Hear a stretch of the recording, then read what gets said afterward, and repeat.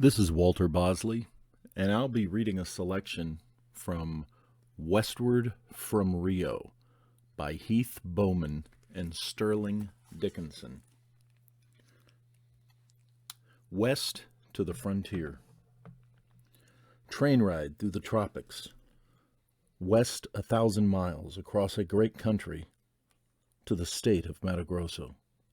Through the hot red land which nourishes the banana and palm along the humid coastal plain, stretches out beneath the miles of coffee bushes and cotton plants, and pushes on into the cattle country beyond the river Piranha. To the frontier. One day's ride to Sao Paulo and the Chicago of Brazil, which feeds the port of Santos with coffee, cotton, oranges, and the dried beef they call zark, a city fed by the rich lands to the west. Another day to Bauru, surrounded by its great coffee fazendas. And finally a day and a night, creeping through the hot level plains, cutting a red slit through the green brush. Sao Paulo. They tell us proudly that the city has doubled its size in 14 years, that hardly a town beyond to the west is much older than that. Of anything west of the border of their own Sao Paulo, they know little except that 3 times a week a train goes to the frontier. They are proud of their beer, bearing names like Hanseatica, Hamburguesa, Brahma Chop.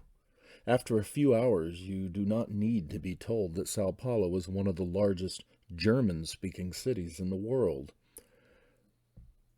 But it is a Scotchman who gives us a letter to the manager of one of his cattle fazendas or ranches in the Mato Grosso. In the hotels, German waiters and bellboys. On the train, we have seen 2 Englishmen looking too colonial in their white suits and sun helmets. Also, 2 French officers going out to instruct Brazilian troops.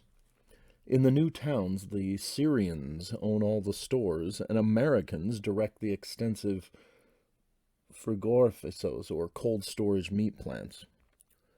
Any man's country, and who is a true Brazilian? At least, one would think, coffee is a real Brazilian citizen, but we find it is only a naturalized one. Coffee itself immigrated to Brazil just 200 years ago. First it was planted along the coast. Now it is pushing back, leaving the exhausted earth behind. They are burning coffee to keep up the price and planting instead the Oro Branco, or white gold, their pet name for cotton. With each kilometer beyond Sao Paulo, we are passing into a more recent chapter in Brazil's history. Exploitation, that is nearly all the history she has. Back in Rio, they admitted, no one cares to preserve old landmarks. A trip into the future, and yet going back to more primitive methods, to an era like our own Wild West. Already we see men wearing the wide sombrero, the heavy boot, and the inevitable 6-shooter. Near Bauru, our second stop, we visit one of the great coffee fazendas, only 20 years old in its consolidated form. So largely in the future, the bushes they have planted are good for another score of years at least. The fazenda is practically a law unto itself, governing and administering to its 80 colonies, whose people pick the coffee, bring it in to be washed, hulled, and dried in the hot sun. In the carpentry shops, they make their own furniture from the cedar and rose peroba wood. Even their selecting machinery is homemade. This is only one of hundreds of fazendas, all with much the same independent life.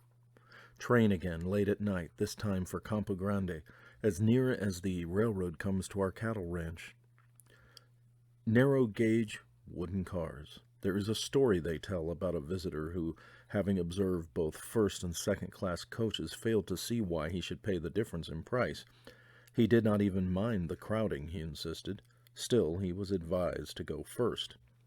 Only later did he find out why.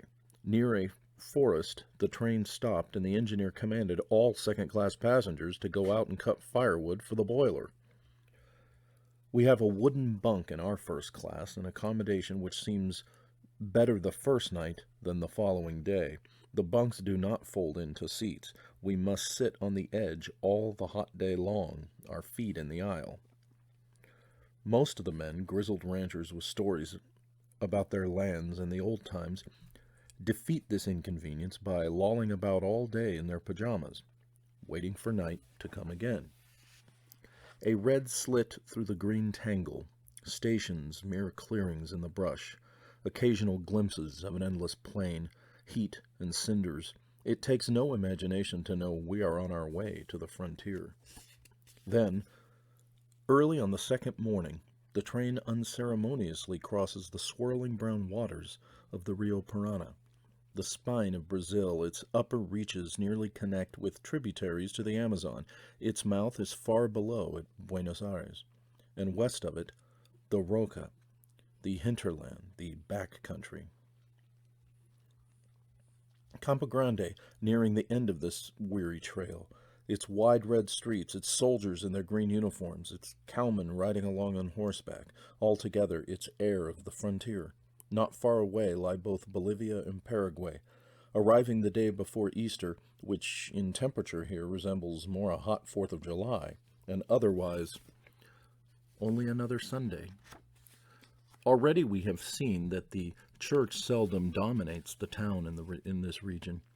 Some will tell you it is because the Portuguese are not as religious as the Spaniards, that they are interested only in money. The probable reasons are more simple. This country was not settled in the great colonial days of church building, and later it was not a purely Catholic people that came. You can still hear the familiar Wild West tales from even the younger ranchers, of cabarets and champagne, of dames and wholesale shootings. Good times, just back in the 20s when the milrei was worth something in world exchange, 7 to a golden dollar, and cattle brought a decent price. Now it is a different story. But there is life still on the fazendas. We are going to see it soon. For now, after 2 days and many inquiries, we are in the mail truck, starting the 20 leagues to Capao Bonito, where Don Carlos, the fazendero, lives. Even the driver wears the costume which has become increasingly popular as we have moved westward, the very full trousers they call bombachas, rather resembling plufors in their bagginess, except that they are embroidered down the sides and stuffed into riding boots which approach perfection the more wrinkles they have at the ankles. A great neckerchief, often black, and the revolver. Perhaps his only use for it is demonstrated when he stops to take pot shots at a carancho, a beautiful brown hawk. But you must never criticize any article of this garb before a cowman. It is regulation, and he is proud of it. Every means of transportation has a motion all its own, but this mail truck, an old Ford station wagon, outdoes the roll of our freighter, the bounce of the mules, and the jolting of the last train. The rains have turned the red clay into a mire that sends the car sliding and tossing about like a cork on a wave. Now we begin to meet covered wagons, drawn by 6 plodding oxen. In this kind of weather, our driver says, it will take them a week to do the 65 miles. Some of them have already stopped for the night, the men squatting around a campfire, the oxen lost on the immensity of the plain. For we are passing through open country now, the red land only occasionally dotted with green copses which define a winding river or a swamp. And we begin to see the cattle they have told us about in Sao Paulo, zebus they call them, curious beasts with humps originally imported from India because they withstood the hot weather and the parasitic burn fly, which we had already encountered ourselves at Itataya. Just at sunset, we stop for supper at a tiny farmhouse almost lost in the expanse of rolling country, a single accent defying the sweep of land and sky.